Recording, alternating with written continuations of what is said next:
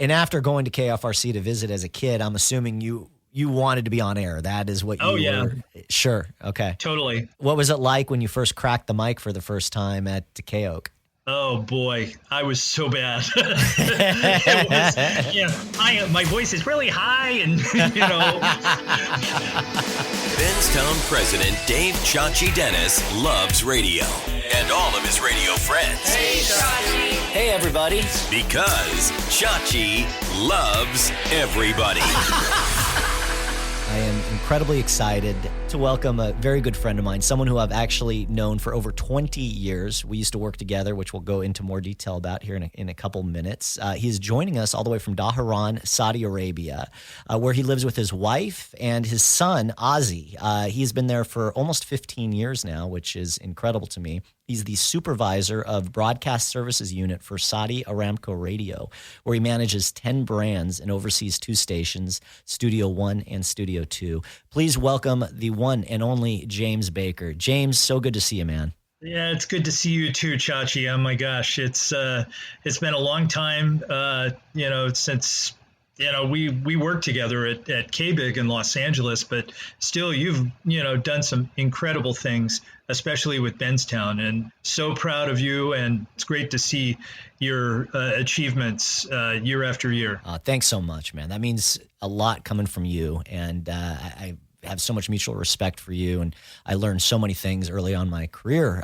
So in a lot of ways, you helped shape Benztown and shaped my future and where I am today. Fill me in a little bit about, and by the way, we're going to get to how you got to Saudi Arabia and what you do there, because I'm very fascinated by that and really excited to talk about it. But first, I want to talk about your childhood and what it was like being little James. I know you were a singer and an entertainer. Tell me a little bit about that. Well, I was about 7 years old, and my mother was trying to figure out what to do with me, this little ball of energy. She thought that it might be a good idea that I had an extracurricular activity of singing. And so I ended up auditioning for the San Francisco Boys Chorus when I was 7. And I had to sing the song Edelweiss. And it's a song that she chose because she liked the sound of music. I had to learn that song. I didn't learn all the lyrics, but I still managed to get in the training group, which was the first group of the San Francisco Boys Chorus. Later on, I don't know, about a couple of years later, I advanced to the intermediate group. And one of the highlights of that was singing in the San Francisco Symphony, the Nutcracker. And, they do a lot of performances of the Nutcracker every year. Well, they used to anyway, 25, 30 performances, and sometimes 2 a day. So that was when I was like 11, I think.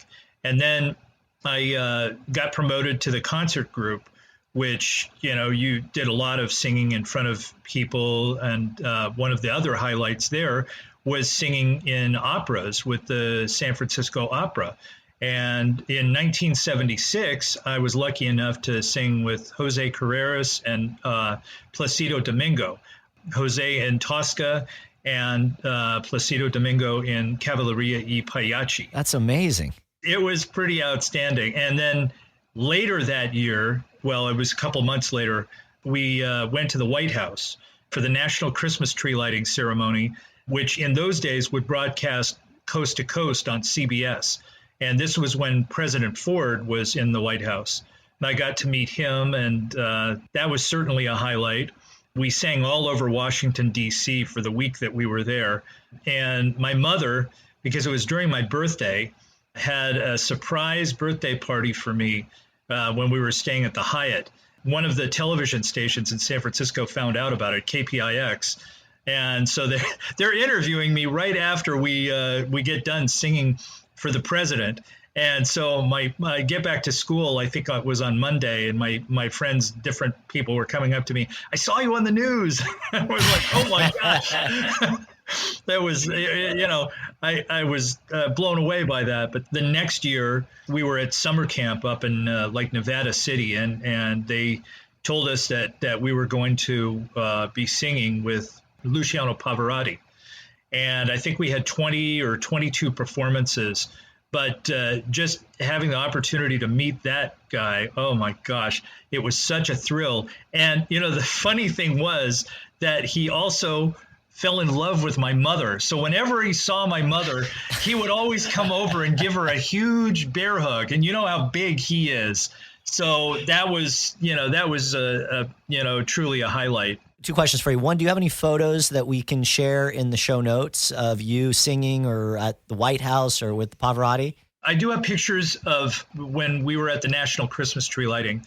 I can send those to you. But please. We also recorded an album in 1976 for the bicentennial.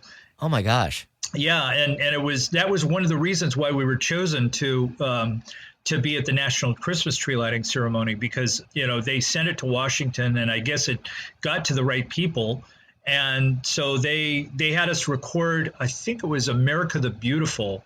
The subway station is in Washington.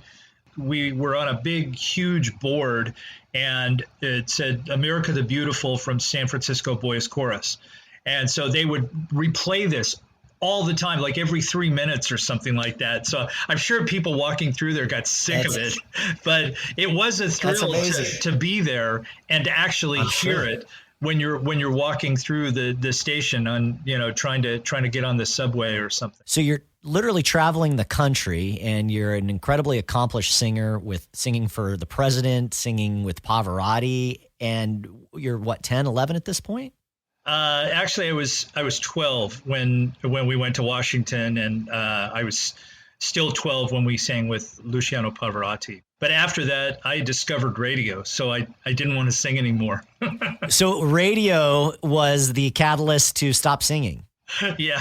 Was your mother heartbroken? Nah, she was like, it's time. I mean, the other thing is I wanted to play sports, because I played soccer, and it was, hard to play soccer. And I also wanted to play baseball. And so I couldn't do those things because I was missing some of the practices, for sports, because I had to practice like 3 times a week for singing.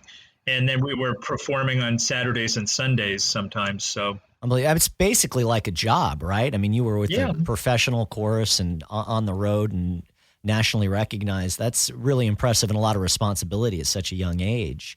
So how did you discover radio, and what was the first station you listened to? Well, I grew up in the San Francisco Bay Area, and so the Big 610 was the big station to listen to, KFRC. Sure. And growing up listening to the likes of Dr. Don Roux, Mark McKay, John Mack Flanagan, Dave Sholin, the Duke. Beverly Foxx. Yeah. So I was very blessed to hear people like that. Oh, I can't forget Harry Nelson, Bobby Ocean, I mean, I'm just legends. A name dropper here, but still. No, iconic call letters and an amazing radio station. I mean, what just a list of talent. So you're listening to KFRC and just kind of falling in love. And are you starting to kind of daydream as getting into radio as a profession? Well, I had been listening to the Big 610 of all time over the Labor Day weekend in 1978, and I was recording the show from the time that they started to the end. And so I called up John Mack Flanagan, and I said, "When is this thing going to be over?" I said, "I'm really tired. I need to sleep because I've been recording the whole thing." And so he goes on the air and says this, and he goes, I got to meet you. So he invited me down to the station. I'm like 12 years old or 13 years old or something like that. And so I go down, I know where it is, 415 Bush Street. And so I go meet him, and he brings me into the station, shows me around, and, he knocks on the program director's door, Les Garland. Les was meeting with a record rep. He goes, I want you to meet somebody. And so, Les was a little put off, I think, at first. But anyway, he, heard the story, of me recording the Big 610. And he goes, "Hey, come back here. Do you like Foreigner?" And so he gives me the Double Vision album, which was, no way. Yeah, which was, and it was a promo copy, as the promo material on the bottom of it. I still have that album, by the way. Oh my gosh, that's awesome. John always loved to tell this story. He said that I looked like a kid in a candy store given the gold bunny or something. Yeah, that's amazing. The only thing that he wouldn't do is he wouldn't take me in the main studio because visitors were barred from that. But they had a glass window that you could look in and stuff. But I did go in Dr. Don Rose's studio. Oh, how cool. And that was the start of many, many visits to KFRC. When it was at 415 Bush. I love that story, and being able to walk away with a foreigner. You had a souvenir even to mark the occasion. That's amazing. Stickers and, gosh, I don't know what else he gave me, but it was a whole bunch of stuff. I was friends with him, for many, many years. And so he was kind of my first mentor, John Mack Flanagan. So love hearing stories like that. So where do you land your first gig in the business? I actually started in research. Terry Danner hired me at KYUU. The studios were still down with KNBR on Montgomery, near the Fisherman's Wharf area. The new studios were at 450 Bush, which was just up the street from KFRC. And so I ended up working there in research during the summer of '81. So that was my first job in radio. And when you were doing research, were you calling into homes and basically doing call out? Yep, doing call out research, and we were also, trying to get people lined up for a music auditorium test, which some stations did, on their own in those days before companies that we used at KBIG and other stations. Yeah, I absolutely remember when I first got my first gig in San Diego, we had our own research department, and we would call out to listeners in the area and so forth. So that's great. What I want to do is kind of break the podcast up into 4 sections because you have an extensive early part of your career. So I want to break this up into growing up, which we've covered, and you're singing, and now we're in this early radio days. And so tell me some of the highlights, because you sent me, and thank you for sending me all this, but I mean, you've worked at some great radio stations. You also worked Gavin at the KFRC. So walk me through just a bit of your early career and kind of everything pre-LA, San Francisco. I want to hear about that first. Well, I went to Menlo College for 3 years, and that's where I really first got on the air at the Carrier Current radio station just around the campus. It was called KOAK, K-Oak. That was like kind of my introduction to being on the air, really. And then after that, I went to the University of Georgia for a year. When you, really quickly though, when you get on the air, and after going to KFRC to visit as a kid, I'm assuming you wanted to be on air. That is what you were. Sure. Okay. Totally. What was it like when you first cracked the mic for the first time at K-Oak? Oh boy, I was so bad. It was, my voice is really high, and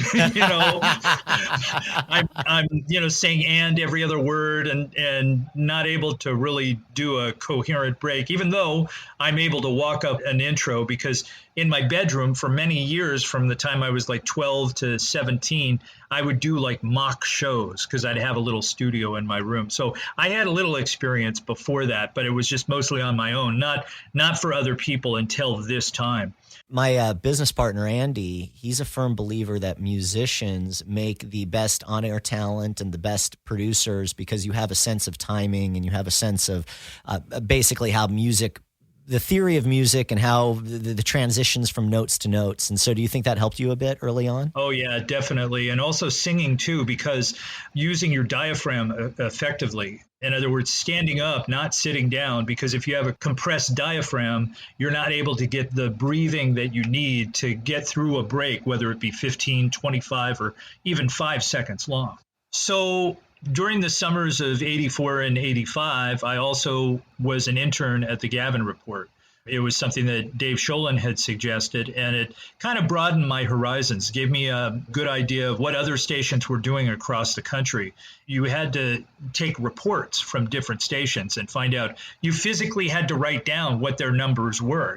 This is before they were computerized. And so, you would do number 1 through 30 and write them all down. And then they would compile them. And, that's how you would get the numbers for what song was number 1 that week versus, number 30. That was both summers, but I started doing stuff for Ron Fell, who was the publisher, in addition to working with Dave. And I was very blessed to also have that association as well, and being, able to go to the Gavin seminars too. Oh my God, those were legendary, those Gavin seminars. Was the office in San Francisco as much fun as the seminars? Actually, I think as it grew, because, I was in the Holiday Plaza office that they had, one Holiday Plaza. They expanded down the hall. I think as it grew, it got to be more of a fun atmosphere, although it was fun, but it was very restricted because it was, all these people in a very short, small office. I liked the whole energy of Gavin. I remember going early on to my career to San Francisco, San Diego. There was one year, and it was just a blast. Well, the first one that they did in '86, I met so many people there, people that I, talked to, people that I'd heard of, air talent that I'd only seen or heard on air checks. And then, of course, some of the artists, like Janet Jackson, for example. What an amazing experience to be able to meet Janet, especially, that was the prime of her career in the mid-'80s. Well, that's when Control was just coming out. Oh, my gosh. Amazing. Yeah. I'm just thinking how lucky and fortunate to work at a place like Gavin, because you were calling into stations, talking to PDs and MDs. So you were really kind of growing so early on your network of friends and people within the industry. So you must have had just a great network of people to call upon and to learn from. I was very fortunate, and that's actually where I met Wayne Coy. And it was at the Gavin seminar in '88. I think I also met Tracy Johnson, that same Gavin. Meeting Wayne there, he asked me to send him a tape, and I did. And it was actually of me doing weekends at KYUU in San Francisco. And so he was like, I'm at this station now in Hibbing, Minnesota. I don't know if you'd be interested in that, but I was like, no, I can't do it because I'm going to San Francisco State now. I got to get my degree. And so after, I got my degree, that was my first full-time job, working at WTBX in Hibbing, Duluth. Oh my gosh. Good for you, by the way, for getting your degree. I've obviously interviewed quite a few people, and a lot get the bug early, like we all did, I think, or most of us did, and then we'll leave school. What made you decide to stay in school? Is that an influence from your parents, or you just felt like you needed to do that before you left? Well, precisely. I'm jumping around here, and one of the things that really centered me before I left Menlo, my father was sick. He ended up passing away. Oh, man. In 1986. But one of the things that kind of saved me was that I got a job working at KFRC when it was still the Big 610. Dave Sholin was the program director, and I was working in promotions. And that kind of distracted my focus from being sad. But, really the reason that I stayed in school was a promise that I made to my dad, which was to get my degree. He goes, whatever you do, get your degree. And, this is something way before he was sick, but we had talked for years before, and that's something that I followed through on. And I'm glad I did. Yeah, what an amazing tribute to your father. And you really had to grow up fast, man. You right into the course, and I'm sure it was a lot of fun, but also a lot of responsibility that came with that. And then you were working at a very early age and interning, and then losing your father so early on. Do you feel like you were able to have a childhood as such? Well, I did, but, keep in mind, I'm an only child. So I always tried to stay busy. And one of the things that was a comfort to me was radio. And it really helped me early on. And I got to know a lot of the disc jockeys at KFRC, and they were kind of like friends and family to me. What a support network during such a tough time. So now, being an only child, losing your father, that must have been a big move, because I know you and your mother were very close, to pick up and leave. Duluth, Minnesota couldn't be any different than the Bay Area. So tell me how that went. It was very cold, and, I really learned a lot. Was doing late afternoons and nights. I think the schedule was like 3:30 to 9 when I first started there. And then they hired another person to do middays. So I ended up doing 7 to midnight. But my air name that Wayne Coy gave me, I didn't want to use my real name. So he gave me the air name Howard Johnson.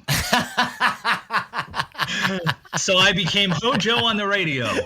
That's great. I love that. Hojo on the radio. Yeah. How long did you go by the Hojo name? I was Hojo at WTBX, then at KEWB in Reading. I was there for about, I think about 2 years. And then I I moved to Z104 WNVZ in Norfolk, and I was there for about 9 months. I kept it through there. Oh, no, actually, I also kept it. I went to KZIO in Duluth, and I was there until mid or late 95. Yeah, let me list a few of these really quickly because I want to talk to you a bit about it. So you go to Duluth, you went to Athens, then back to San Francisco. You were in San Jose, Redding. I mean, you really kind of jumped around quite a bit in the 80s, in the early 90s, which I know was very common. At that point, were you really trying to just find bigger stations? What was kind of your overall goal at that point? Well, at that point, I was just, trying to work my way up the ladder and, to gain more experience. I mean, fortunately, I had a really good coach in Wayne Coy, because he really taught me how to be a music director. He really provided a lot of leadership. And together with Wild Bill Shakespeare, Barry McGuire, Monica Jaye, we really were kind of a family. And, we all worked really, really hard at each role that we had. And that's why the station rose up to be number one. I think I had... God, I can't even remember what it was, but I think that the fall of 92, I think I had a 72 share in teens. That's unbelievable. We're talking about KWB in Redding. Yeah, exactly. And I think that the station was like a 12 share, 12 plus. Wow. Keep in mind, this is a spring and fall book market. So, it was a small market. It's like 200 something. But still, it was a remarkable achievement, I think, for all of us at that point. And right after that book came out, I think Wayne left and went to WNVZ in Norfolk. I gotcha. So at this point, when he leaves, they make you the interim PD, correct? Correct, yeah. And so you've obviously have a great mentor in Wayne, and you've learned to be an MD and an APD and so forth. What was it like when they anointed you the interim PD? It was hard because I had to make a decision. Okay, what are we going to do in mornings? Since I was doing nights, I had a lot of exposure in nights. And so I paired myself with Randy Zachary, who was Wayne's partner. And so I partnered with him, and it just didn't work. Randy was a great guy, but I was just not a morning guy. So I was better doing nights or doing afternoons or something like that. And after like 3 months or so, I said, you know what, this isn't working. And I think that the general manager helped me with that too, because he decided he hired Chris Roux. Chris came in and I think worked with Randy doing mornings, and I moved back to nights. At this point, are you thinking more to yourself along the lines of programming, or you still really fancy yourself as wanting to be an air talent? I still thought I could do both, but then I was a little further down the road. I had to make a decision, do you want to be a music director, assistant program director, and PD, or do you want to be on the air? And I think that you have to come to that realization, but I still have a decent skill set in being on the air, but I'm just not a superstar.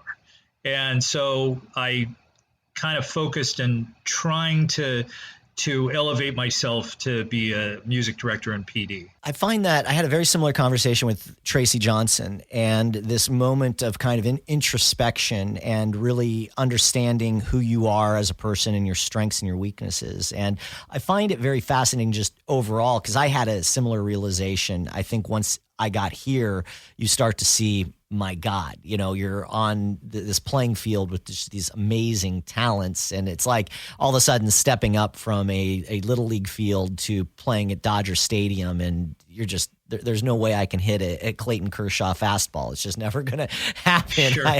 Sure. I have a lot of respect for people that have that and are able to pivot and really make, I guess, that saying, making lemonade out of lemons. And you've gone on to have such an impressive programming career. And I think you're a phenomenal talent, by the way. So this is not at all. You're too kind. I'll give you the money later. But I find the thought process and dealing with that moment, because I think it's a valuable lesson for a lot of people to learn. You can't always, no matter how hard I try, I'm not going to be an NBA basketball player, right? And so sometimes I think that people can be given advice and they try too hard, don't pivot soon enough. And I have a lot of respect for the fact that you did that and have gone on to have such an amazing career, and also remain on the air, but knowing where you felt you were best suited says a lot about your character. So you from Reading, now let's get into Duluth. And so how did that come to be? Because Wayne in Duluth? Well, Wayne was in Hibbing. I was in Duluth, or Hibbing, Duluth twice. And the first time was at WTBX. And then, I left there in 90, went back to the Bay Area for the Fox. I was there for, a while, and then ended up going to KEWB. Wayne hired me, thankfully. And then Z104. And then finally, I got to KZIO. And John Michaels, who had been at KZIO for many, many years, I think his longtime afternoon assistant program director moved on to another station. I don't remember. I think it was Montana or something. And that was Tom Bishop. I came in as assistant program director. And then within like a month, John left and went to Z104 in Madison. And so I became the program director, and it was a challenge. It was a big challenge. Is your mom at this point going, James, what the heck are you doing? You've you practically drive a U-Haul more than your own car. You've been back and forth across the country, or was she always very supportive? She was always very supportive. She goes, you do what you have to do. Some moms are like, why don't you settle down? Why don't you have kids and all this? She's like, there's time for that. Get established in your career, wait until you're in your 40s. That's what I did. But anyway, we'll get to that later. Is she a musician, or was she a musician? No, not really. I mean, she appreciated classical music a lot and opera. And so that's one of the reasons why she wanted me to sing. But she got to understand that my real love was radio.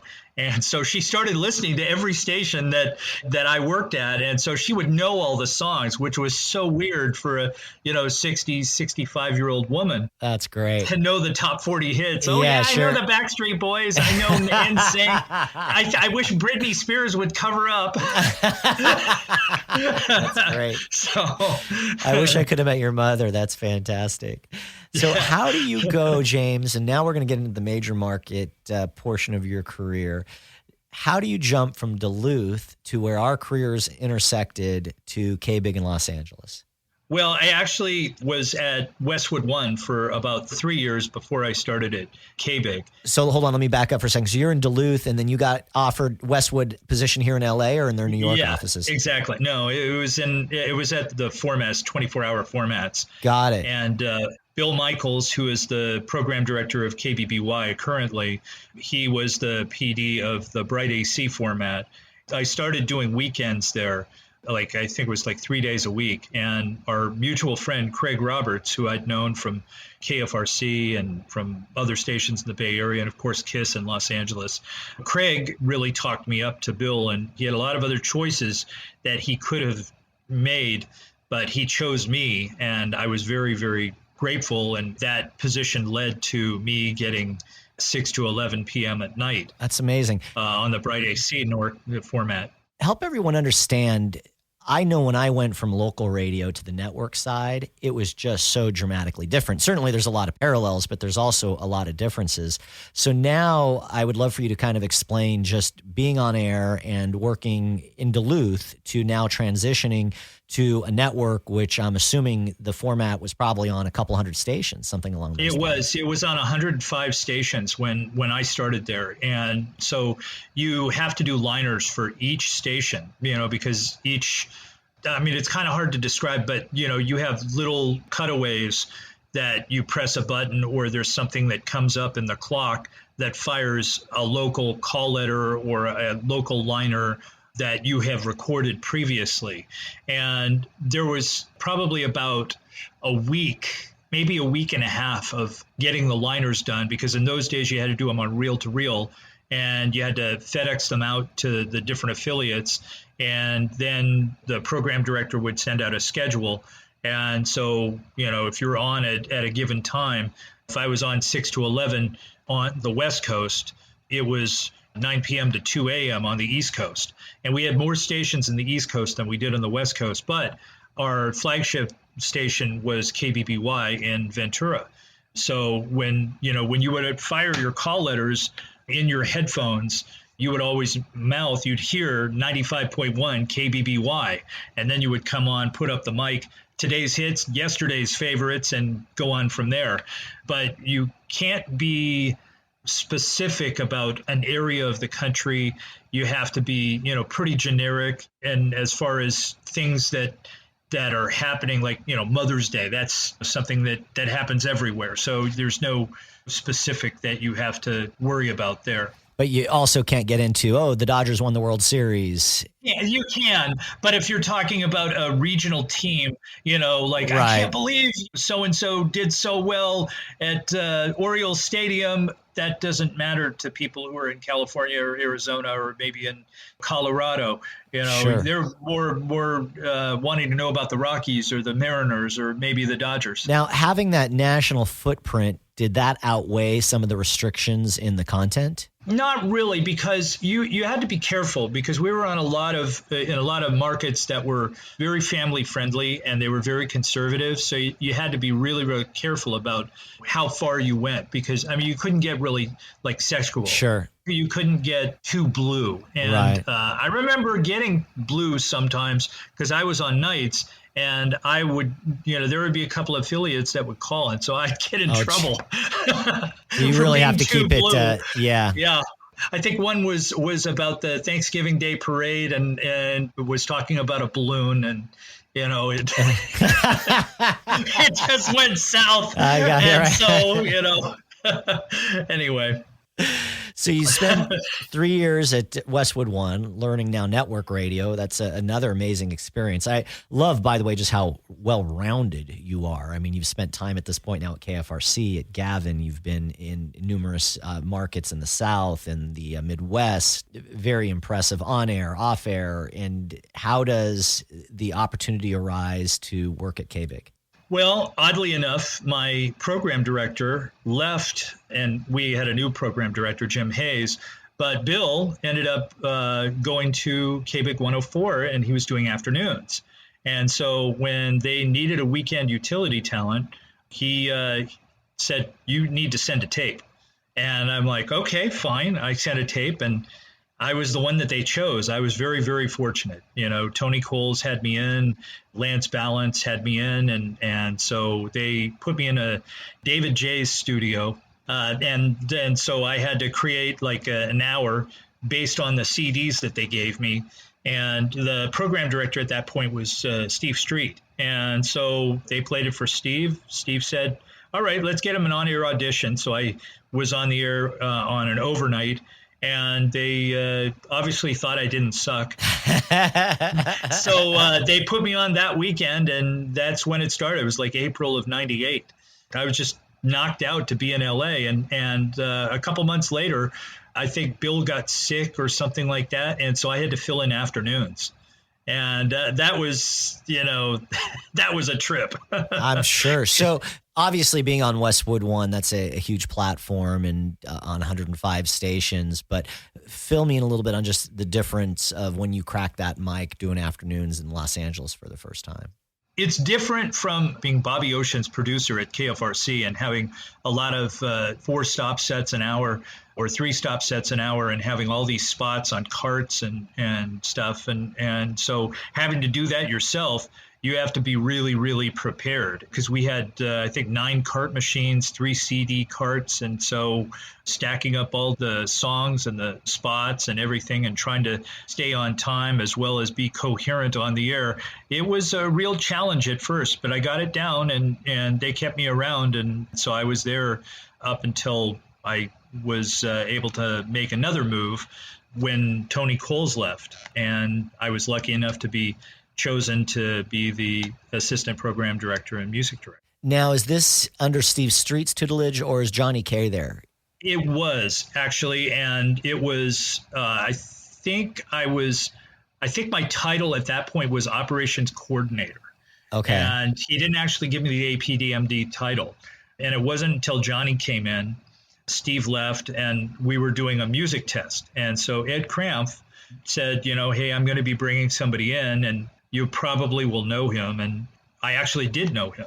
And it was Jhani Kaye. And because Jhani had left Coast like 6 months earlier, or maybe it was longer than that, I don't remember. But meeting Jhani, I mean, it was like, oh man, this is incredible, being able to work with him, because I had so much respect for him. Because can I rewind back to 1986 and the Gavin convention? Sure. Because there was a luncheon and there was a table and there was no place to sit except for a seat right next to Jhani Kaye.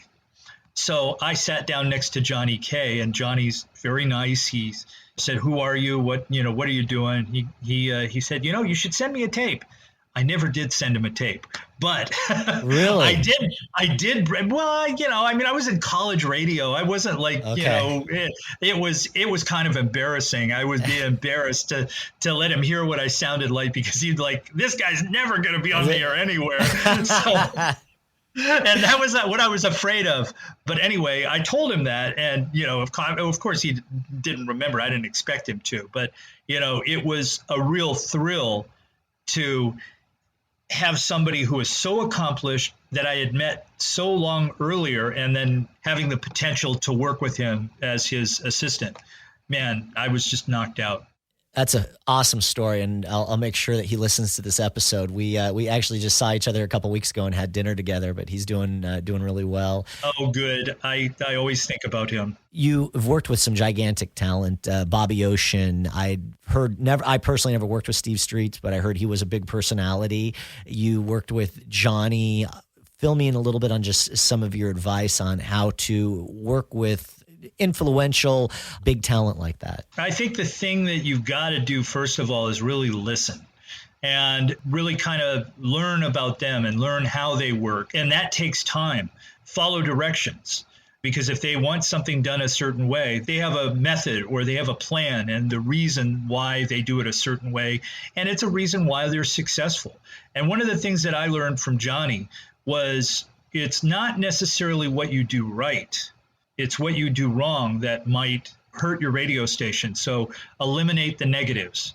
That's one of the things that I learned. I don't know if that was something that you picked up from him as well. 100%. And very few people look at it that way, but that's exactly Jhani's philosophy, and something that I appreciate you bringing that up and reminding me of that, because you are right. Especially when you get to a certain level, the negatives, when you're dealing with a gigantic brand, Disney or whatever it may be, it's now making sure that you're not screwing up versus what are you doing right. That's the one thing that I took away from meeting him. And I learned that early on in, I think it was 99. I think it was like probably October, November, went right around the time that he started there. And that really helped me further on down my career, even here in Saudi Arabia.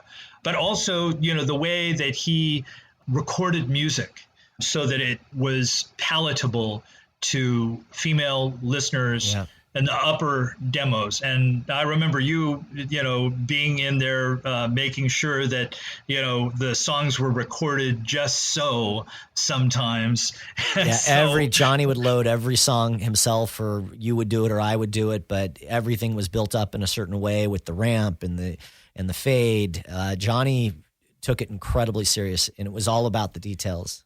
And there's no doubt that a lot of what I learned from him is, I think, come through in Benztown and what we do here. Yeah, well, that's definitely something that I utilize even here at Saudi Aramco Radio. He made an indelible impression upon, I think, both of us. Yeah, I think it's agree. Safe to say. So I think you're 100% correct. And it's been amazing also, and I know you worked with Tony. Tony left KBIG before I got there, but he's gone on to have amazing success. And yeah, I've never worked with him directly, but he's such a classy guy and so much respect, he garners in the industry. He was an incredibly detail-oriented music director and assistant program director. And really, when Steve Street, he was the AC format captain, so he was out of town a lot. And so the day-to-day operations a lot of times fell on Tony's shoulders. And the station really could have imploded, but because he was such a great manager and, also a great talent too. I mean, understanding the people that are on the air and how to work with them. That station did really well. Blazing trails now with the Black Information Network, Sure. which has been kind of exciting to see him, obviously with the music background, but to also get into the news space. So I've got, I need to get him on next. I'd love to talk to Tony. You really should. That's your next one. There you go. So now tell me about jumping from LA back to where you were, your whole career started. This had to have been a very exciting chapter of your life. Yeah, this opportunity came about, because Ed Krampf had left and gone to be the market manager in San Francisco. I had talked to Ed and they were thinking about changing Star from an all 80s format to an AC format. And so Michael Martin called me up and he said, would you be interested? And so I was like, gosh, I'm in Los Angeles. And I thought about it. I said, can I let you know? Can I have 24 hours? So I called my mom and I said, Mom, I've got an opportunity to come home. Do you want me to come home? And she was like, yes, that would be great. Keep in mind, I've been away for quite a long time. So, an opportunity for me to be closer to her in the Bay Area. Of course, she's getting older too. She's in her 70s now. And so I took the job, and it was a great opportunity because I was also doing middays when I started there, music director, and working with Michael Martin. Superstar. Another amazing programmer, and the legendary Don Bluth was doing mornings. Yeah. Mm-hmm. Someone who I had grown up listening to and someone who I actually was on the air before when I was at KYUU doing weekends. Oh, wow. And sometimes on Monday mornings or on Friday mornings, because sometimes I'd have a 4-day week doing the weekend shifts and stuff. And so I'd be on the air before him, and I was like, oh my gosh. This is 1988 when I was on KYUU, and I started listening to him in 1981 when he came up from KHJ. And Jeez. So his 35 years, or I think it was longer than that, in San Francisco, I was listening to him most of the time, and I actually got a chance to work with him at Star and later became his program director, one of, I think, 21. Are you serious? 20? I think I was number 20, maybe 19. I'm not sure. But he had a lot of PDs, go through there. I think Bob Lawrence was one of them too. That's right. Bob was. Yeah. Bob was. But yeah, man, you got to work with Michael and then Ed, just another incredible talent. And I've learned so much from him throughout my career as well. But Ed is doing great and works with Piolín now. The one thing that I learned from Ed is that, whenever he was around, the station was centered. There was something about him being in the building. Everything was just the way it should be. It was that way at KBIG. It was that way when I was at Star, and I learned a lot from him as well. I'm grateful to have had the opportunity to work with him. Me as well. And he's a very, just a tremendous leader. Michael Martin, speaking of him, because when you were working with him at the same time, he was overseeing both KBIG and up in the Bay Area. And so I got to work with him quite a bit. But I remember him teaching me to celebrate wins and to make sure to enjoy the moment, because so many of us are just constantly thinking about, well, when's the shoe going to drop? What's going to happen next? And if you don't take a moment to basically smell the roses and celebrate and have some gratitude, you're going to let it all pass and not really take in that time and that success. And so that is something I think is incredibly important, especially in the current age that we live in. We're so concerned about, the next set of ratings or what's revenue going to be like. And you forget to go, you know what? Pinch yourself. We're very fortunate to be able to do what we do and do something that we love, and a valuable lesson I learned from him. Absolutely. You're back home. You're working at this phenomenal radio station. At this point is when you meet your soon-to-be wife, Kristen. Is this about that time? Yeah, that's right. That's right. I met her in early 2005, and I think at that point I was still assistant program director, and I was doing the all 80s at noon. So I was on the air 1 hour a day. And since the job that she had, she was a commercial real estate photographer. And so sometimes she'd be in San Francisco. So I'd have have her up to the studio while I'd be on the air.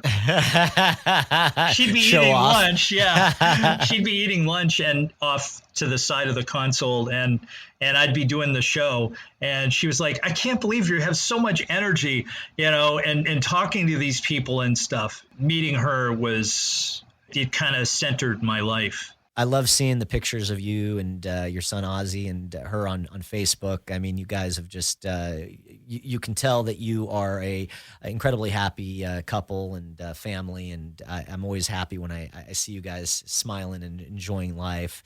I want to get into now the chapter that you're in now and how this came to be, because I find this incredibly fascinating on a lot of levels. But James, and here's a little more background. I know I said this at the beginning, but I just want to kind of reset the table where James is now. He is the Supervisor of Broadcast Services for Saudi Aramco. And for those of you who do not know Saudi Aramco, I believe it's one of the top 5 biggest companies in the world. It is an absolute giant. It's the world's largest company. It is the world's largest company. Yeah. So to understand the sheer size of it, it generates more revenue than most countries' GDP.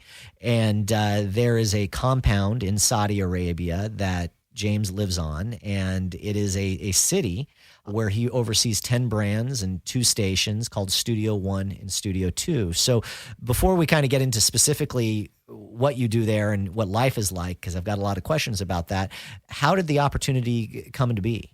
Well, I was working at KFRC, and this was in 2008.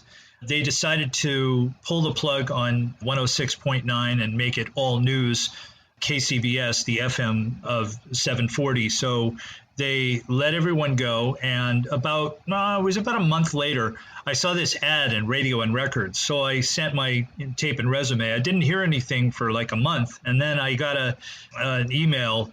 We'd like to know more about you. And so they wanted to have a call at like 5 o'clock in the morning. And I'm like, okay, 5 o'clock in the morning. Well, it was because it was 4 p.m. in the afternoon here in Dhahran. And so they were calling me from here. And I talked to them, and then it moved forward. They did 3 background checks. They also had Kristen and I fly to Houston, because that's where the U.S. offices are, in Houston.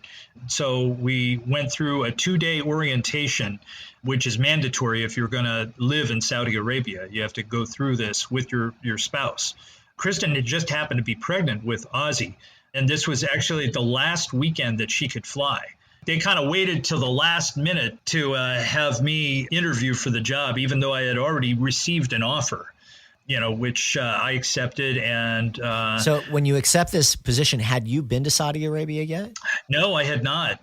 So it was sight unseen, only videos. And, there's a couple of, there's more now, but there were a couple of interviews that were done with the CEOs of Saudi Aramco on 60 Minutes. And so they kind of showed what the compound looked like. And, there's actually been, videos that have been made by kids who have lived here that are hour-long videos that are documentaries about, living on the compound. And there's more than one, but, this is the biggest one. And so we sent our stuff on a sea shipment September 22nd. I boarded the plane on October 29th. This is after our son was born in San Francisco on October 4th. They stayed there because he couldn't fly until like 7 weeks. And so they came later. They came in December. But then, I get here, and my first day on the job is November 1st. And, my supervisor had worked at a number of different radio stations in the U.S., including 93Q in Houston and Peach in Atlanta, John D'Angelo.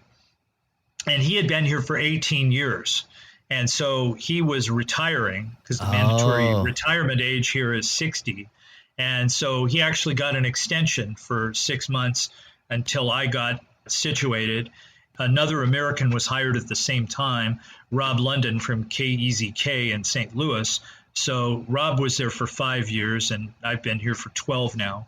That's amazing. I just want to set the table quickly because, my apologies for skipping over the KFRC because you went back to KFRC and produced for Dave and Celeste in 2007, 2008. And so now you've got a lot going on in your life at this moment. This is in the throes of the financial crisis. This is 2009. I'd actually been let go from Clear Channel in January of 2009. And so many people, not unlike today, were out of work tragically and looking. And now you've got this opportunity. You're relatively newlywed, and you've got a newborn child. So I want to just tell you how much respect I have for the courage that you have, and to be a risk taker like you are, because this is an incredible opportunity, but also an opportunity that is, I would imagine, incredibly scary to move to the other side of the planet and take on these stations, which are incredibly important to the culture of the compound. These are primarily English-speaking stations. Is that correct, James? They're all English. At that time, it was more for the expats and, the people around in the community that listened to the radio stations. But since my division head took over, Osama Al-Qadi, who grew up with these radio stations, we've kind of turned them they're much more focused now, but they're also a tool for Saudi Aramco messaging, but not in a way that it's so invasive. As far as public service announcements are concerned, a couple of times a day we'll run what we call an FYI. It's a little snippet of information about a topic that's, between 60 and 80 seconds. We stop, do the weather, have a promo, an FYI, then a rejoin, then back to music, because it's non-commercial. I want to talk about that because that's got to be fantastic being non-commercial. Yeah. So really quickly, just so help everybody understand, and myself, I've looked a bit and I kind of read online and watched, I think, a few of those YouTube videos that you were referencing. There is a community with tens of thousands of expats that help basically run the Saudi Aramco facilities and in businesses. Well, Saudi Aramco itself, it's an energy company. It's not primarily an oil company anymore. It's more of an energy company. And there's 15,000 people that live on the Dhahran compound. There's 80,000 employees at Saudi Aramco. Wow. The majority of people that are listening to the radio stations are not necessarily expats. They're people from the surrounding communities. And, that would be in Dhahran, Dammam, Al-Khobar. And we also have signals in other areas around the Eastern Province. Interesting. There's 10 signals, around the Eastern Province, 5 for Studio 1 and 5 for Studio 2. So you don't necessarily have to be a Saudi Aramco employee to hear the stations. Oh, no. They're on the air. Makes complete sense. You can hear the stations in Bahrain as well, which is it's another tiny island country that's about an hour away by a causeway or a bridge that you go across. It's where a lot of people go to vacation and get away. But there are some people that actually live in Bahrain and commute to Saudi Aramco each day. I actually saw in the news recently that Bahrain has been doing a phenomenal job with their vaccination effort. And I think are leading, maybe just short of Israel, have been leading the world in getting people inoculated, which is fantastic. Yep, that's true. So let's talk about the stations. I want to hear about the stations and the formats. And then I want to talk about just what your lifestyle is like there on the compound. So fill me in on Studio 1 and Studio 2. Okay, Studio 1, we play mostly hits.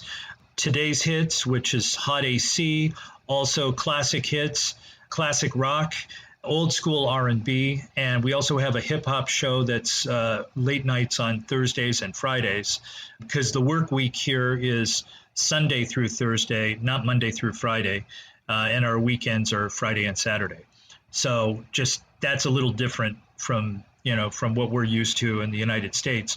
On Studio 2, we play jazz, chill, world music, classical, and EDM late at night on Studio 2. They're eclectic, and that's got to be kind of fun to be able to think out of the box. How do you help decide the programming? We've split it. I handle Studio 1 while my colleague here, Scott Boyes, he handles Studio 2. Scott is the curator for jazz, for world, for chill. and also for classical. So these are very niche formats, and coming and trying to find, songs that are, first of all, culturally acceptable, as well as songs that fit the filter. It takes a lot of time to curate music for that. And Scott does a phenomenal job at that. As far as the hits are concerned, on Studio One, I use a lot of different methods to figure out what we should play, because it's not all stuff that you would find on Mediabase. I look at Capital FM in London. I also look at Apple Music here in Saudi Arabia to find out what's selling from week to week. Program to the younger people that are listening, particularly. I mean, our target demo is really from 15 to 30 on Studio One for today's hits, but then we open it up with classic rock and classic hits and old school R&B, because that goes all the way up to 60. It sounds like it would be a lot of fun to program, because you can do things that are different. And I think sometimes here in the States, we have narrowcasted ourselves in such a box that it's hard to get out of a lane. And so I like, in a lot of ways, it's almost like what radio was back in the 30s and the 40s, and being able to do different block programming. Yeah. But each format is like its own radio station. And I have, on the today's hits, I hired Sean Caldwell. He does our voiceovers and our promos. Mike Preston also does some voice work for us for public service announcements and for imaging of the classic hits format. We also have Ignite jingle package from TM on today's hits. We have the WCBS Real World package for our classic hits format. I also have Sean doing our classic rock format. So he uses a different filter and sounds a little angrier doing the classic rock format, but we're also using Splat to help image. That's basically it. And then we also have TM jingles to help image us on our R&B format. And just so everyone is well aware, TM, Splat, Real World, all competitors to us. But sorry. Don't be sorry at all. I just want to make a note. They're all very good products, and I have a tremendous amount of respect for all of those companies. And so I just wanted to make a point of that. And I have, I think your big faux pas here. Sorry. No, not a faux pas at all. I actually am glad you brought that up. But I think the stations sound fantastic, and I'm just really impressed with what you've built there and been able to do, because I know it's in a lot of ways different, but in a lot of ways kind of the same, because I understand that you're appealing to not only the expat audience and in a bigger audience, but you have a Western type sounding radio station. So that's a unique challenge to program. Also, for many, many years, the radio stations have been around for over 60 years, and people have grown up with these stations. And this is how people learn conversational English. Wow. From the announcers that are on, from the syndicated shows that are broadcast. So this is how people are able to perfect their English. Now, there are a lot of kids of Aramco employees that go to universities abroad. So they're not the ones that really need the help with conversational English. It helps the local people that listen to the station, and they don't really know the songs per se. They know when they hear them, but they don't know the titles and artists, and they get to know them. Because, I mean, we're not, rotating them as fast as you probably would on, a regular top 40 station, but they're played often enough that there is fatigue. How do you have market research, or do you get feedback from listeners, or do you really just have to follow your instinct on how to program and what to put on the air? Well, at Aramco, we have a division that does research just for Aramco. And so we do research with the employees, a survey that, that basically tests, some of our shows, some of our personalities, and a general feeling. We do that a couple times a year. And we also do a survey on the outside community with Ipsos, which is a big survey company, in the Middle East. And I mean, it really is global, but they're really big in the Middle East, and particularly in Saudi Arabia. They do a lot of surveys for ad agencies, and so we find out how we compare to other companies like MBC, Rotana, and Mix FM, Aleph, and even Radio Bahrain. So we do very well. I guess they're somewhat kind of competitors, but you don't have any commercials, so... Well, just by having a signal, you're a competitor. Sure. That's one of the agreements, that we're not supposed to be competition to the other radio stations. And that's why we're English and not, Arabic. And if we are Arabic, then there's this competition factor. So that's why they haven't flipped one of the radio stations to Arabic.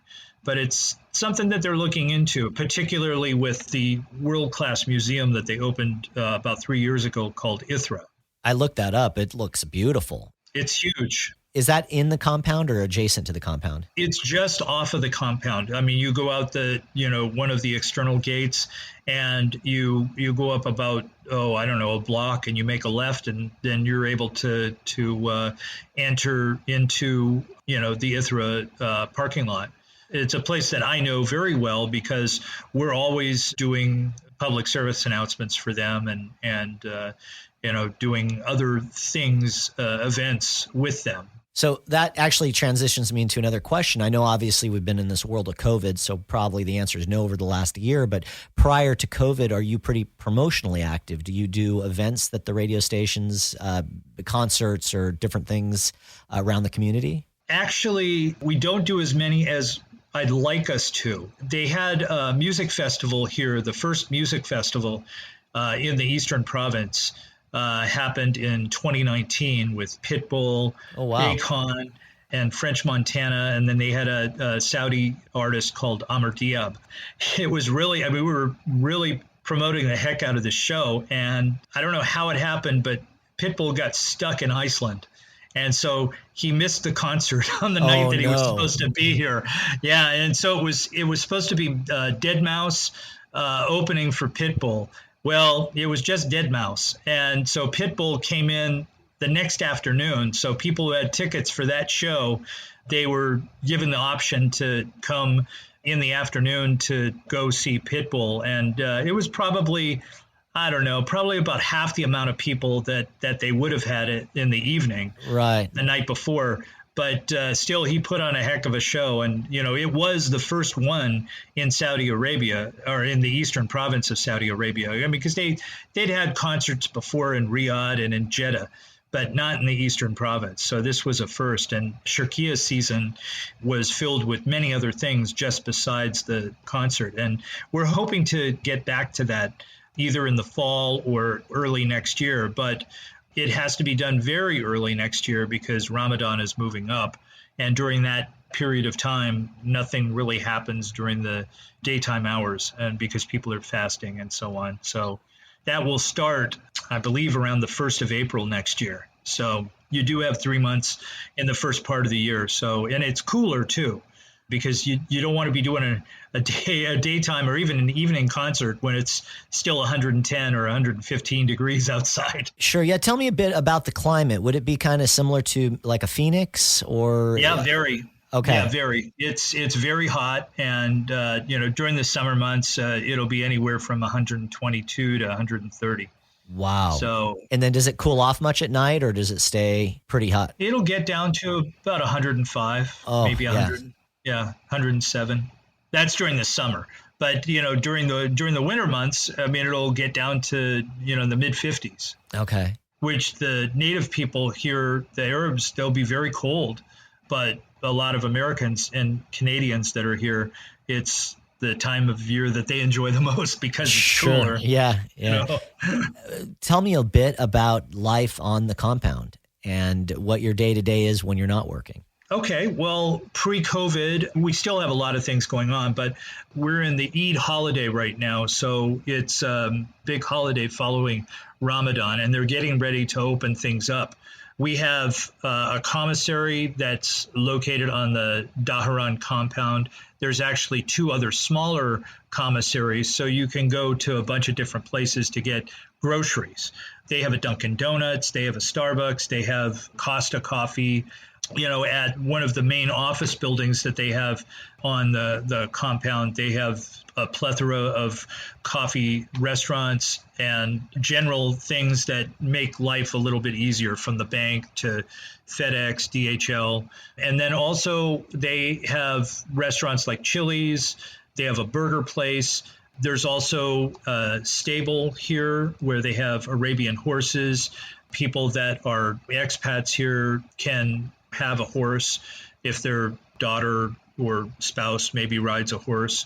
They also have a fire department, a hospital, other different stores like, framers, photography, banks. Saudi Airlines has a kiosk in the main Amajama building where, the bank is and everything. So you have pretty much everything you could want.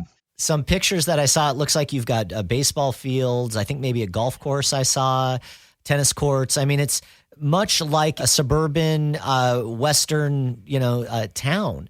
Even the architecture to me looks much like you would see in America. Yeah, Bakersfield. Yeah. Seriously, I'm not kidding. Is that what they modeled it after? Yeah. No kidding. It looks like, what you would find like in Canyon Country or Valencia in Southern California. Right. Adobe houses and things like that. So it's very similar to that. Although the newer houses are a little bit different. They're bigger. They're changing over the power here from 110 to 220.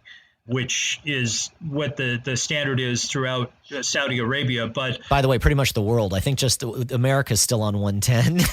Well, the compound, because this was the Saudi Arabia American Oil Company, because it's a conglomerate of Standard Oil, Texaco, and Mobil.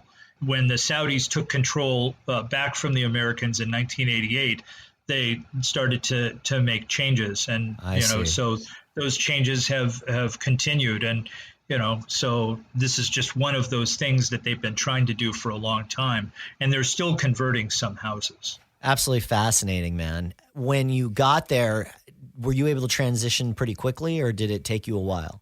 It takes time to learn about the culture. And fortunately, I had two Saudis that had been with the radio stations for some time. And so they were very, very helpful. Nader and Ahmad, and Nader's still there. He's been there for 20 years now. But Ahmad was there with the radio stations for 36 years. And so, there was a wealth of information there that I was able to tap into even once my supervisor that hired me left. Those guys were very, very helpful. And just learning about what is culturally acceptable is really, really important. To know what songs you might need to edit a little bit, because it might not be culturally acceptable, but you still want to play it. So you got to be careful. Absolutely fascinating, man. I am so grateful for you taking the time and telling us your story. If people want to check out Studio One and Studio Two, can they listen online? Yeah, they can. For iOS and Android, we have an app. It's Energy Radio KSA, and you'll be able to listen to Studio One or Studio Two.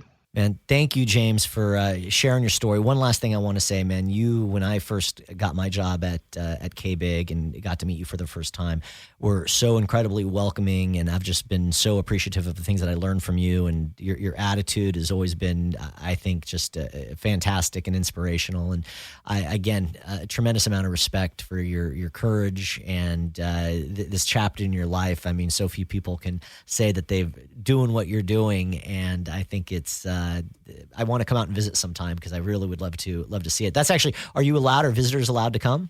At this point, before COVID, yes. Got it.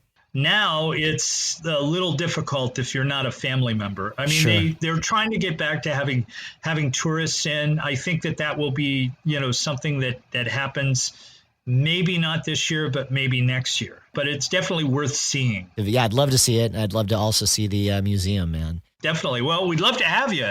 It'd be great. Thank you so much, James. Really appreciate the time. Thank you, Chachi. You're doing such great things at Benztown, and I've watched so many podcasts of yours, and it was quite an honor to be asked to talk to you and talk to everyone. So thank you for that, and thanks for all you do. Likewise, my friend. Thank you.